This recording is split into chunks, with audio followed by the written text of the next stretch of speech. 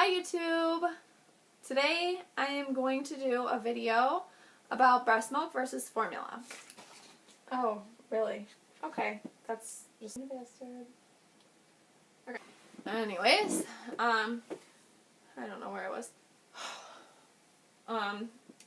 As I mentioned in my last update, I am a breastfeeding peer counselor at my local WIC. On June 11th of this year, it will be a full year that I've been there, and I love it. I love everything about my job.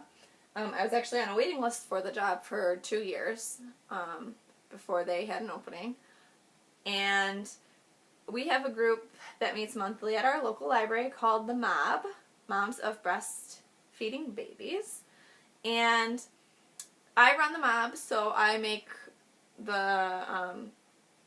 the things that we talk about, the subjects or whatever, and then I also make the stuff that we use to talk about.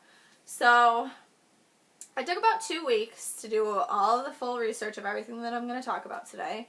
Obviously this is not even close to everything that I could say or want to say.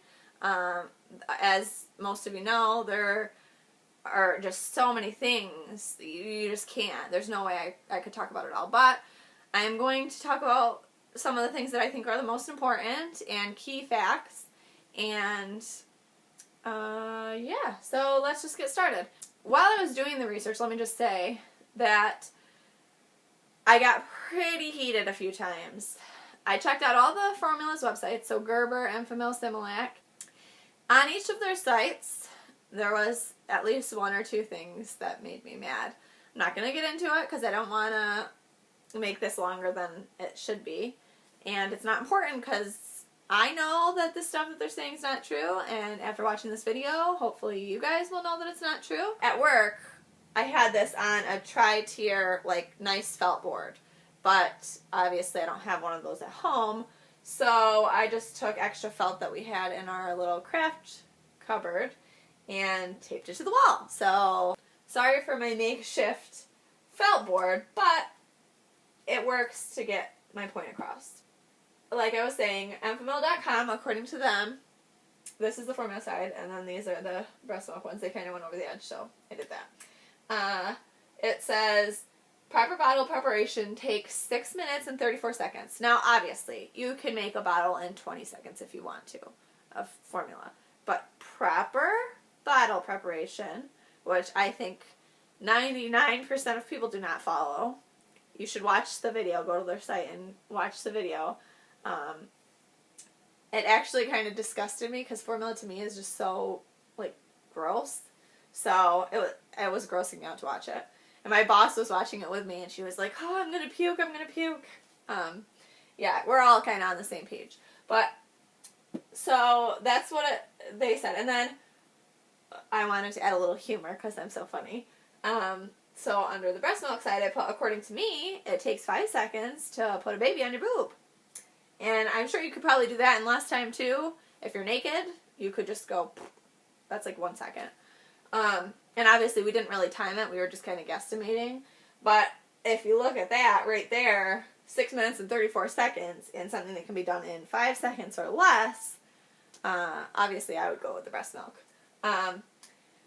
Now, I don't know if you can read these, so I'm going to kind of read them to you. On the formula side, we have expensive, have to wash and sanitize bottles, which a lot of people don't do, the sanitized part anyways, but you should be sanitizing. Can be recalled, it's harder to digest for baby, you have to prepare and heat it. Every single time you feed your baby a bottle of formula, they're getting the exact same thing. Cow's milk is for cow babies. Side note, we are the only mammals on the planet that drink milk of another animal, which is weird. And we actually don't. We drink almond milk or coconut milk, but a lot of people drink cow's milk. I put can be used in rare circumstances because sometimes breastfeeding doesn't work out for whatever reason, and it is there if you need it. More wasteful. And then for breast milk, we have no recalls, less waste. Human milk is for human babies. Free, contains antibodies, bonding with mama. When the mother is sick, her milk will contain more antibodies. Side note again, personal experience with me, when Nathan was 6 or 7 months, we all got a stomach bug so bad. And Matt and I actually ended up hospitalized with dehydration. And Nathan, nothing. Didn't get sick. He's actually 3.5 now. I nursed him until he self-weaned at 17 months. And he has never been on an antibiotic, never been sick, more than like a cough here and there. But anyway, so yes, that's a common misconception. I think a lot of people think when the mother is sick, since breast milk is a liquid, obviously it would have the sickness, right? Like that's what you would think. But when a mother is sick, when they start to show symptoms, they've been sick with the virus or sickness or illness or whatever for at least 3 to 5 days, because it takes 3 to 5 days for symptoms to show up. So for that 3 to 5 days, her body has been working hard making antibodies and trying to fight that. So those antibodies are going to be coming out through her breast milk, and if the baby does get sick, it's going to be a lot less severe than the mother's, if at all. Which with us, like I said, we had a lot of times that we were all sick, and he had nothing. And if he did have something, his would last a day, and we would be sick for 2 or 3 weeks.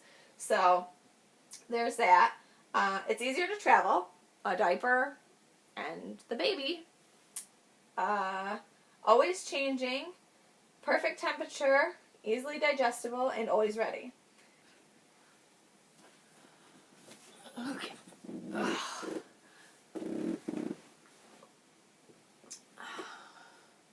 Oh, glasses off. Okay. One of the main things that I talked about on the formula side of our chart was that it can be recalled, where breast milk has obviously never been recalled. So I searched, and let me tell you, it is very hard to find formula recalls. And my boss thinks that it's because the formula company has so much money that once it's been a certain amount of time, they can hide it. Because we all recall a formula recall a formula recall that happened only maybe 5, 6, 7 years ago, and there was fiberglass pieces in it. Could not find that, no matter what I typed into Google. But I did find a couple other major ones. So let's start with 2012, the most recent. This was a Gerber recall. Product has an off odor. Infants are spitting up and having other gastrointestinal problems. Which, from the Gerber side of it, they were like, oh, it's not that bad, da, da, da. But the FDA, they have levels, and they called it a level 2, I believe, which meant that it could cause damage, but it was damage that could be fixed. But, I mean, gastrointestinal upset and spitting up, it's not something a baby should have to do, you know. They didn't say how many cans or anything were affected. The next one was 2010, and that was Similac. They recalled 113,361,078 cans. It contained beetle parts and beetle larvae. Yum. So that was pretty gross. Then in 2009, Neocate, which is a brand that I've never heard of, they recalled 3,700 cans. It was deficient in protein, which short-term didn't really affect the babies much, but in long-term, it could affect them on the growth chart.